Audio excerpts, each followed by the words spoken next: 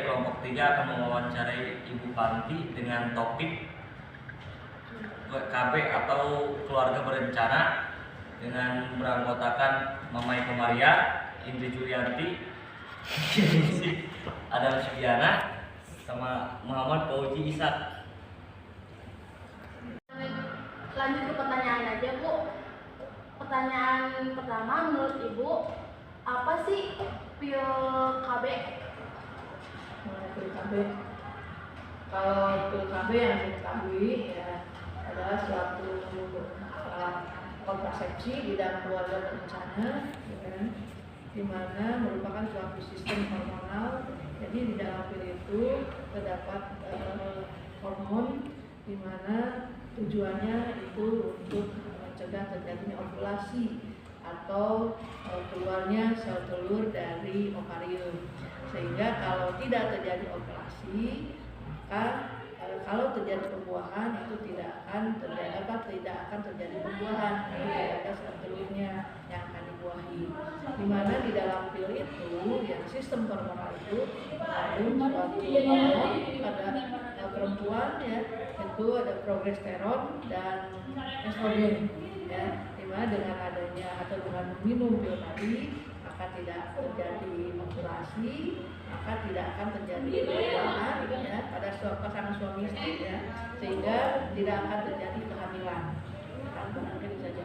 Kalau yang disuntik pada dasarnya sama saja, ya, dasarnya sama saja, hormon. Jadi yang suntik tadi bisa mengatur, ya, kehamilan, ya, dengan kontrasepsi tadi. Lanjut ke pertanyaan kedua, kapan program keluarga berencana bisa dimulai? Pada pasangan suami istri gitu maksudnya. Ini tergantung kepada rencana dari pasangan suami istri tersebut. Nah, terutama adalah pasangan suami istri gitu kan, karena bisa saja disalahgunakannya alat kontrasepsi tadi. Jadi pada dasarnya keluarga berencana itu kan suatu program untuk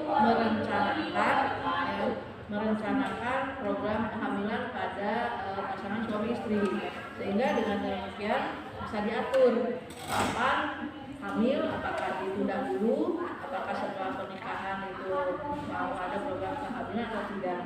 Tapi menurut Ibu sebaiknya, ya, kalau sudah sah jadi suami istri jangan ditunda dulu, ya, jadi dulu kalau sudah siap, ya, kalau secara fisik, mental itu lebih baik ya jangan dulu menggunakan PKB atau mengatur kehamilan.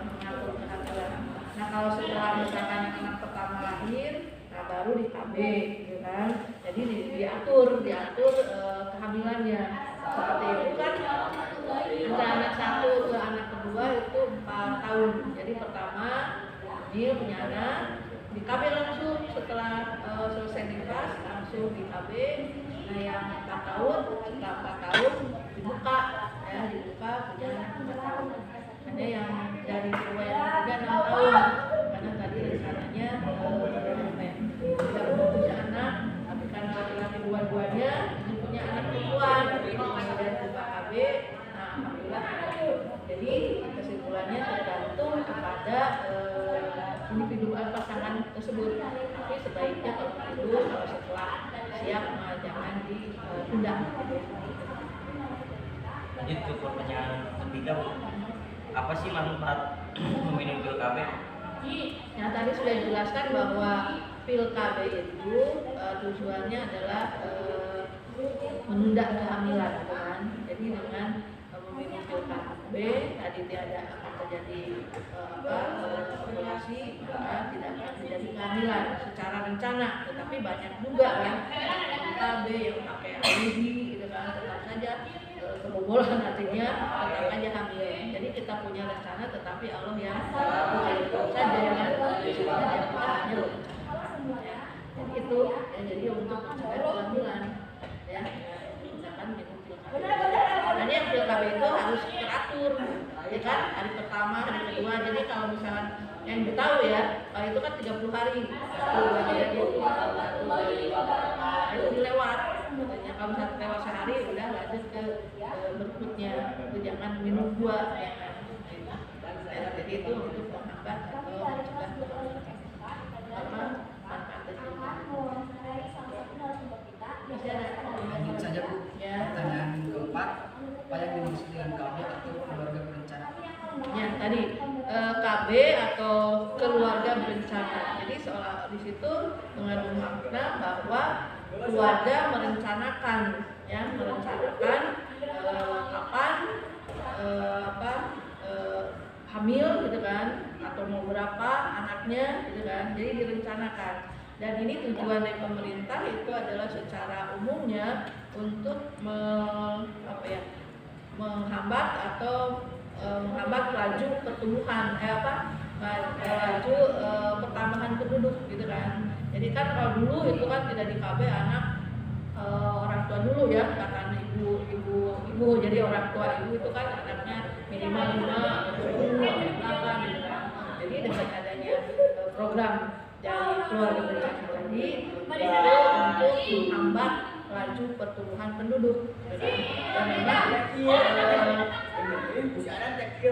kondisinya atau dengan ada program KB ini terbukti bahwa pertumbuhan penduduk bisa diperlambat, tidak pertumbuhan penduduk cepat gitu kan. Karena kita umumnya itu pasangan suami istri sekarang itu 2 anak, 3 anak dengan diatur ya. Kecuali mereka yang memang anti KB karena memang perbedaan pendapat bahwa ada yang mengatakan tidak boleh KB gitu kan. Padahal kalau menurut Ibu KB itu baik gitu kan untuk mengatur kehamilan kan. Jadi kita program punya anak berapa, kapan hamil lagi gitu kan. Sehingga tujuan akhirnya adalah untuk mencapai suatu keluarga yang sehat dan sejahtera. Nah pada awalnya KB itu untuk menghambat kematian ibu dan anak, karena pada zaman dulu itu ya kalau nggak salah KB itu awal-awal tahun 1957 gitu kan. Nah itu awalnya karena pada zaman dulu itu wanita-wanita banyak yang menikah di usia muda, misalnya 14 tahun, 15 tahun gitu kan, dimana belum siap fisik dan mental punya anak itu, dan juga kondisinya belum siap, banyak ibu dan anak yang meninggal. Maka awal mulanya seperti itu untuk menghambat kematian ibu dan anak. Kemudian berkembang maka dan berhasil pada zaman Presiden Soeharto gitu kan, yaitu ada BKKBN yang tugas dari BKKBN yang ke desa-desa itu mendata siapa saja untuk mempromosikan program KB gitu kan.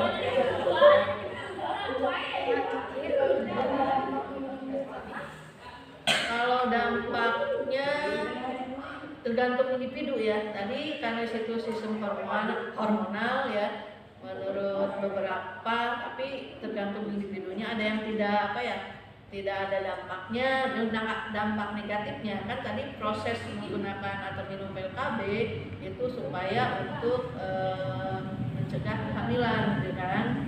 Tetapi ada efek samping, tapi beberapa orang beda-beda. Tapi kalau ibu yang kan itu tidak menggunakan pil KB ya. Kalau ibu itu menggunakan IUD ya. Hanya yang sudah katanya itu kadang-kadang pusing gitu kan, kadang-kadang infeksi, jadi tergantung kepada kadang-kadang ada juga yang modelnya anak lek ya, karena itu kan sistem hormonal, jadi mungkin ada pengaruh tapi juga tidak ya kan.